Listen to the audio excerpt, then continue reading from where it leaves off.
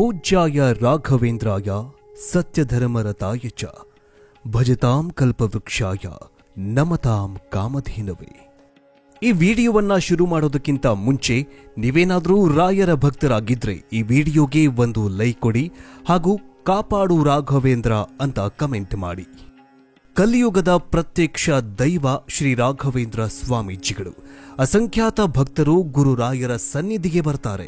ಬೇಡಿದವರ ಭವಭೂತಿಗಳನ್ನ ಪರಿಹರಿಸೋ ಕಲಿಯುಗ ಕಾಮಧೇನು ಶ್ರೀ ಗುರು ರಾಘವೇಂದ್ರ ಸ್ವಾಮೀಜಿಗಳು. ದೇವರೆಂದರೆ ತಿರುಪತಿ ತಿಮ್ಮಪ್ಪ, ಗುರುಗಳು ಎಂದರೆ ಮಂಚಾಲೆ ರಾಘಪ್ಪ. ಇದು ಜನಜನಿತವಾದ ನಾಣ್ಣುಡಿ. ಅಂದಹಾಗೆ ಪವಾಡ ಮಾಡುವವರೆಲ್ಲ ಮಹಾಮಹಿಮರಾಗುವುದಿಲ್ಲ. ಆದರೆ ದೈವಾಂಶ ಸಂಭೂತರಂತೆ ಅವತರಿಸಿ ಜನರ ಕಷ್ಟ ಕಾರ್ಪಣ್ಯ ನೀಗಿಸಿದವರನ್ನ ಈ ನೆಲ ಮಹಾಮಹಿಮರು ಅಂತ ಗುರುತಿಸಿ ಆರಾಧಿಸಿದೆ.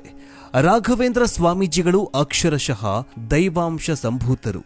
ಅದಕ್ಕೆ ಅವರನ್ನ ಕಲಿಯುಗದ ಕಾಮಧೇನು ಅಂತ ಕರೆಯಲಾಗುತ್ತೆ. ಗುರುರಾಯರನ್ನ ನಂಬಿದ್ರೆ ಬರುವ ಕಷ್ಟಗಳೆಲ್ಲ ದೂರವಾಗುತ್ತೆ. ಅಸಂಖ್ಯಾತ ಭಕ್ತರು ರಾಯರನ್ನ ಆರಾಧನೆ ಮಾಡ್ತಾರೆ. ಪ್ರತಿದಿನ ಒಂದಲ್ಲ ಒಂದು ಪವಾಡಗಳು ನಡೀತಾನೆ ಇರ್ತವೆ. ಇನ್ನು ರಾಯರ ಮಠದಲ್ಲಿ ನೀಡುವ ಮಂತ್ರಾಕ್ಷತೆಯನ್ನ ನೀವು ತಲೆಗೆ ಹಾಕೊಳ್ತೀರಾ, ಅದು ನಿಮಿಷಗಳಲ್ಲಿ ಕೆಳಗೆ ಬೀಳುತ್ತೆ. ಮಂತ್ರಾಕ್ಷತೆಗೆ ಶಕ್ತಿ ಅಪಾರ. ಅದನ್ನ ಸರಿಯಾದ ರೀತಿಯಲ್ಲಿ ಬಳಸಿದ್ರೆ ಎಲ್ಲ ಕೆಲಸದಲ್ಲೂ ಯಶಸ್ಸು ಖಚಿತ. ಒಂದು ವೇಳೆ ನೀವು ಅದನ್ನ ಸರಿಯಾಗಿ ಬಳಸಿಲ್ಲ ಅಂದ್ರೆ ನಿಮಗೆ ಅಪಾಯ ಕಟ್ಟಿಟ್ಟ ಬುತ್ತಿ. ಯಾಕಂದ್ರೆ ಇದು ರಾಯರಿಗೆ ನೀವು ಮಾಡುವಂತಹ ಅಪಮಾನ, ಅವಮಾನವಾಗಿದೆ. ಯಾವುದೇ ರೀತಿಯ ಆರೋಗ್ಯ ಸಮಸ್ಯೆಯಿಂದ ಮುಕ್ತಿ ಹೊಂದಲು ಮಂತ್ರಾಕ್ಷತೆ ಒಳ್ಳೆಯ ಕಾರ್ಯವನ್ನ ಮಾಡುತ್ತೆ. ರಾಯರ ಮಠದಲ್ಲಿ ಇರುವ ಮಂತ್ರಾಕ್ಷತೆಯನ್ನ ಒಂದು ಬಿಳಿ ಬಟ್ಟೆಯಲ್ಲಿ ಹಾಕಿ ಅದನ್ನ ನೀವು ದೇಹದ ಬಲಭಾಗದಲ್ಲಿ ಇಟ್ಟುಕೊಳ್ಳಬೇಕು. ಅಂದ್ರೆ ಬಲಭಾಗದ ಜೇಬಿನಲ್ಲಿ ಇಟ್ಟುಕೊಳ್ಳಬೇಕು. ನಂತರ ಮನೆಗೆ ತೆರಳುವಾಗ ಅದಕ್ಕೆ ಶ್ರೀಗಂಧವನ್ನ ನೀರಿನಲ್ಲಿ ಬಳಸಿ ಒಂದೆರಡು ತುಳಸಿ ದಳಗಳನ್ನ ಹಾಕಿ ತಲೆಗೆ ಪ್ರೋಕ್ಷಣೆಯನ್ನ ಮಾಡಿಕೊಂಡು ಗುರು ರಾಯರನ್ನ ನೆನೆಯುತ್ತಾ ಯಾವುದೇ ಕಾರ್ಯವನ್ನ ಮಾಡಿದ್ರೂ ಯಶಸ್ಸು ಕಟ್ಟಿಟ್ಟ ಬುತ್ತಿ. ಬಟ್ಟೆಯಲ್ಲಿದ್ದ ಅಕ್ಷತೆಯನ್ನ ನಿತ್ಯ ತಲೆಗೆ 2 ಕಾಳುಗಳನ್ನ ಹಾಕಿಕೊಳ್ಳಿ. ಮಂತ್ರಾಕ್ಷತೆಯನ್ನ ಶೇಖರಣೆ ಮಾಡಿಕೊಳ್ಳುವುದು ಒಳ್ಳೆಯದು. ಯಾವುದೇ ರೀತಿಯ ಸಮಸ್ಯೆ ಬಂದಾಗ ಮಂತ್ರಾಕ್ಷತೆಯನ್ನ ನಿಮ್ಮ ತಲೆಯಲ್ಲಿ ಹಾಕಿದ್ರೆ ರಾಯರ ಶ್ರೀರಕ್ಷೆ ನಿಮ್ಮ ಮೇಲೆ ಇದ್ದ ಹಾಗೆ. ಕಷ್ಟಕಾಲದಲ್ಲಿ ರಾಯರ ಮಂತ್ರಾಕ್ಷತೆ ಬಳಸಿದ್ರೆ ರಾಯರ ಪವಾಡ ನಿಮ್ಮ ಮೇಲೆ ನೇರವಾಗಿ ಆಗತ್ತೆ. ಮಂತ್ರಾಕ್ಷತೆಗೆ ಅಪಾರ ಶಕ್ತಿ ಇದ್ದು ಸರಿಯಾದ ರೀತಿಯಲ್ಲಿ ಬಳಸಿದ್ರೆ ಮಾತ್ರ ನಿಮ್ಮ ಕೆಲಸದಲ್ಲಿ ಜಯ ನಿಶ್ಚಿತ. ಮಂತ್ರಾಕ್ಷತೆಯ ಶಕ್ತಿಯಿಂದ ಆರೋಗ್ಯ ಸಮಸ್ಯೆಯಿಂದ ಮುಕ್ತಿ ಪಡೆಯಲು ಸಾಧ್ಯವಾಗತ್ತೆ. ಇದೇ ಕಾರಣಕ್ಕಾಗಿಯೇ ಮಂತ್ರಾಕ್ಷತೆಯನ್ನ ಜೀವಾಮೃತ ಅಂತಲೂ ಹೇಳಲಾಗುತ್ತೆ. ಮಂತ್ರಾಕ್ಷತೆಯಂದ್ರೆ ಮಂತ್ರಿಸಿದ ಮಂತ್ರ ಪರಿಪೂರಕವಾದಂತಹ ಅಕ್ಷತೆ ಎಂದರ್ಥ. ಗುರುಗಳು ಕೊಡುವ ಮಂತ್ರಾಕ್ಷತೆಯನ್ನ ಸುವರ್ಣ ಮಂತ್ರಾಕ್ಷತೆ ಅಂತಲೂ ಕೂಡ ಕರೆಯುತ್ತಾರೆ. ಮಂತ್ರಾಕ್ಷತೆ ದೇಹ, ಪ್ರಾಣ ಮತ್ತು ಆತ್ಮಗಳಿಗೆ ಪೋಷಕವಾಗಿದೆ. ಇದೊಂದು ದೊಡ್ಡ ಕವಚ ಇದ್ದ ಹಾಗೆ. ಇಷ್ಟಪ್ರಾಪ್ತಿ, ನಿಷ್ಕರ್ಷ ನಿವೃತ್ತಿ, ದೌರ್ಭಾಗ್ಯ ನಾಶ, ದಿವ್ಯತ್ವ ಉದಯ ಈ ಮಂತ್ರಾಕ್ಷತೆಯಿಂದಲೇ ಸಾಧ್ಯ. ಅರ್ಪಣೆ ಮತ್ತು ಅನುಗ್ರಹಗಳ ದ್ವಿಮುಖ ಸಂವಹನವನ್ನ ಈ ಮಂತ್ರಾಕ್ಷತೆ ನಿಭಾಯಿಸುತ್ತದೆ. ಆಧ್ಯಾತ್ಮಿಕವಾಗಿ ಹೇಳೋದಾದ್ರೆ ಅಕ್ಷತೆ ಫಲಾಪೇಕ್ಷೆಯೂ ಕೂಡ ಹೌದು. ಧಾರ್ಮಿಕ ವಿಧಿವಿಧಾನಗಳಲ್ಲಿ ಬಳಕೆ ಮಾಡುವ ಮಂತ್ರಾಕ್ಷತೆಗೆ ವಿಶಿಷ್ಟವಾದ ಅರ್ಥ ಇದೆ. ಶ್ರೇಯಸ್ಸು, ಆಶೀರ್ವಾದದ ಪ್ರತೀಕವೇ ಈ ಮಂತ್ರಾಕ್ಷತೆ ಅಂತ ಹೇಳಲಾಗುತ್ತೆ. ಸಾಮಾನ್ಯವಾಗಿ ನಾವು ರಾಯರ ಮಠದಲ್ಲಿ ನೀಡುವ ಶಕ್ತಿಶಾಲಿ ಮಂತ್ರಾಕ್ಷತೆಯನ್ನ ನಾವು ಸರಿಯಾದ ರೀತಿಯಲ್ಲಿ ಬಳಕೆ ಮಾಡ್ಕೋದಿಲ್ಲ. ಹಾಗಾದ್ರೆ ಶ್ರದ್ಧಾಭಕ್ತಿಯಿಂದ ಮಂತ್ರಾಕ್ಷತೆಯನ್ನ ಸ್ವೀಕರಿಸಿ ಹೇಗೆ ಅದು ನಮ್ಮ ಮೇಲೆ ಪ್ರಭಾವ ಬೀರುತ್ತೆ ಎಂಬುದನ್ನು ನೋಡೋಣ.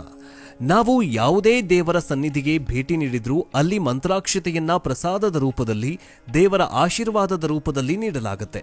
ಆದರೆ ಮಂತ್ರಾಲಯದಲ್ಲಿನ ನೀಡುವ ಕೆಂಪು ಬಣ್ಣದ ಮಂತ್ರಾಕ್ಷತೆ ಅತ್ಯಂತ ವಿಶೇಷವಾದಂತಹ ಶಕ್ತಿಯನ್ನ ಒಳಗೊಂಡಿದೆ. ಮಂತ್ರಾಕ್ಷತೆಯ ವಿಶೇಷತೆಯ ಬಗ್ಗೆ ಅನೇಕ ಜನರಲ್ಲಿ ತಿಳಿದಿಲ್ಲ. ಗುರು ಶಿಷ್ಯರ ಬಾಂಧವ್ಯವೂ ಕೂಡ ಆಗಿರುವಂತಹ ಮಂತ್ರಾಕ್ಷತೆಯನ್ನ ಮಠಕ್ಕೆ ಬಂದಿರುವ ಶಿಷ್ಯರು ಗುರುಗಳ ಆಶೀರ್ವಚನ ಮಂತ್ರಾಕ್ಷತೆ ಇಲ್ಲದೆ ಬರಿಗೈಯಲ್ಲಿ ಹೋಗುವುದಿಲ್ಲ ಎಂಬ ವಾಡಿಕೆಯೂ ಕೂಡ ಇದೆ. ಹಾಗಾದ್ರೆ ರಾಯರ ಮಠದಲ್ಲಿ ಮಂತ್ರಾಕ್ಷತೆಯನ್ನ ಯಾಕೆ ನೀಡಲಾಗುತ್ತೆ? ಅದರ ಹಿನ್ನೆಲೆ ಏನು? ಹಿಂದೆ ರಾಯರ ಬಳಿ ಅನೇಕ ವಿದ್ಯಾರ್ಥಿಗಳು ವ್ಯಾಸಂಗ ಮಾಡಲು ಬರ್ತಾಗಿದ್ರು. ಅವರಲ್ಲೊಬ್ಬ ಬಡ ವಿದ್ಯಾರ್ಥಿ ತನ್ನ ವಿದ್ಯಾಭ್ಯಾಸವನ್ನ ಮುಗಿಸಿ ಹೊರಡುವ ಮುನ್ನ ರಾಯರ ಬಳಿ ಬಂದು ತನ್ನ ಬಡತನದ ಕಷ್ಟಗಳನ್ನ ಹೇಳಿಕೊಂಡು ತನ್ನನ್ನ ಅನುಗ್ರಹಿಸಬೇಕು ಅಂತ ಕೇಳಿಕೊಳ್ತಾನೆ. ಸ್ನಾನದ ಸಮಯದಲ್ಲಿದ್ದ ರಾಯರಿಗೆ ತಮ್ಮ ಬಳಿ ಕೊಡಲು ಏನೂ ಇರೋದಿಲ್ಲ. ಆ ಸಮಯದಲ್ಲಿ ನಾನು ನಿನಗೆ ಏನು ಕೊಡಬಹುದು ಅಂತ ಶಿಷ್ಯರಿಗೆ ಕೇಳ್ತಾರೆ. ನೀವು ಏನು ಕೊಟ್ರೂ ಅದು ನನಗೆ ಮಹಾಪ್ರಸಾದ, ಒಂದು ಹಿಡಿ ಮಂತ್ರಾಕ್ಷತೆಯನ್ನಾದರೂ ದಯಪಾಲಿಸಬೇಕು ಅಂತ ಕೇಳ್ಕೊಳ್ತಾನೆ. ಆಗ ರಾಯರು ಅಲ್ಲಿದ್ದ ಅಕ್ಕಿಯನ್ನ ತಮ್ಮ ಮಂತ್ರ ಶಕ್ತಿಯಿಂದ ಅದನ್ನ ಮಂತ್ರಾಕ್ಷತೆಯನ್ನಾಗಿ ಮಾಡಿ ಅವನಿಗೆ ಕೊಡ್ತಾರೆ. ಅದನ್ನ ತೆಗೆದುಕೊಂಡು ಆ ವಿದ್ಯಾರ್ಥಿ ಊರ ಕಡೆ ಹೊರಡುತ್ತಾನೆ. ದಾರಿಯಲ್ಲಿ ಸಿಕ್ಕ ಮನೆಯೊಂದರಲ್ಲಿ ಆಶ್ರಯ ಪಡೆಯಲು ನಿರ್ಧಾರ ಮಾಡ್ತಾನೆ. ಹೀಗೆ ಆಶ್ರಯ ಪಡೆದ ಆ ಮನೆಯ ಮಾಲೀಕನ ಹೆಂಡತಿ ಗರ್ಭಿಣಿಯಾಗಿದ್ದಳು. ಆ ದಿನ ರಾತ್ರಿ ಪಿಶಾಚಿಯೊಂದು ಹೊಟ್ಟೆಯಲ್ಲಿದ್ದ ಮಗುವನ್ನ ಕೊಲ್ಲಬೇಕು ಅಂತ ಮನೆಗೆ ಬಂದಿತ್ತು. ಅಲ್ಲೇ ಬಾಗಿಲ ಬಳಿ ಮಲಗಿದ್ದ ರಾಯರ ಶಿಷ್ಯನ ಬಳಿ ಇದ್ದ ಆ ಮಂತ್ರಾಕ್ಷತೆ ನೋಡಿ ಆ ಪಿಶಾಚಿ ಸುಟ್ಟು ಬೂದಿಯಾಗುತ್ತಂತೆ. ಇನ್ನು ಈ ಮಂತ್ರಾಕ್ಷತೆಯ ಮಹತ್ವ ತಿಳಿದ ಅದೆಷ್ಟೋ ಜನರು ಅದನ್ನ ಸರಿಯಾಗಿ ತೆಗೆದುಕೊಳ್ಳದೆ ನೆಲದ ಮೇಲೆ ಚೆಲ್ಲುವುದು, ಎಸೆಯುವುದು ಅಥವಾ ಕಾಲಿನ ಕೆಳಗೆ ಹಾಕುವುದನ್ನ ನೋಡಬಹುದು. ಮಂತ್ರಾಕ್ಷತೆಗಳಿಗೆ ಅದರದ್ದೇ ಆದ ಪಾವಿತ್ರ್ಯತೆ ಶಕ್ತಿಯಿದೆ. ಇಂತಹ ಪವಿತ್ರ ಮಂತ್ರಾಕ್ಷತೆಗೆ ಸಂಬಂಧಿಸಿದಂತೆ ನೀವು ಈ ರೀತಿಯ ತಪ್ಪುಗಳನ್ನ ಮಾಡೋದಕ್ಕೆ ಹೋಗಬೇಡಿ. ಮಂತ್ರಾಲಯಕ್ಕೆ ನೀವು ಭೇಟಿ ನೀಡುವಾಗ ನಿಮಗೆ ರಾಯರ ಆಶೀರ್ವಾದವಾಗಿ ಅಲ್ಲಿ ಮಂತ್ರಾಕ್ಷತೆಯನ್ನ ನೀಡಲಾಗುತ್ತೆ. ರಾಯರ ಸನ್ನಿಧಿಯಲ್ಲಿ ನೀಡುವ ಮಂತ್ರಾಕ್ಷತೆಯು ಉಳಿದೆಲ್ಲ ಸನ್ನಿಧಿಯಲ್ಲಿ ನೀಡುವ ಮಂತ್ರಾಕ್ಷತೆಗಳಿಗಿಂತ ವಿಭಿನ್ನವಾಗಿರುತ್ತೆ. ಮಂತ್ರಾಲಯಕ್ಕೆ ಭೇಟಿ ನೀಡಿದಾಗ ಮಂತ್ರಾಕ್ಷತೆಯನ್ನ ತಂದು ಸರಿಯಾದ ವಿಧಾನದಲ್ಲಿ ಬಳಸಿಕೊಳ್ಳಿ. ಮಂತ್ರಾಕ್ಷತೆಯಲ್ಲಿ ಮಂತ್ರಾಲಯಕ್ಕೆ ಭೇಟಿ ನೀಡಿದಾಗ ನೀವು ತುಂಗಾ ನದಿ ಸ್ನಾನವನ್ನ ಮಾಡದೆ ಹಿಂದಿರುಗಬೇಡಿ.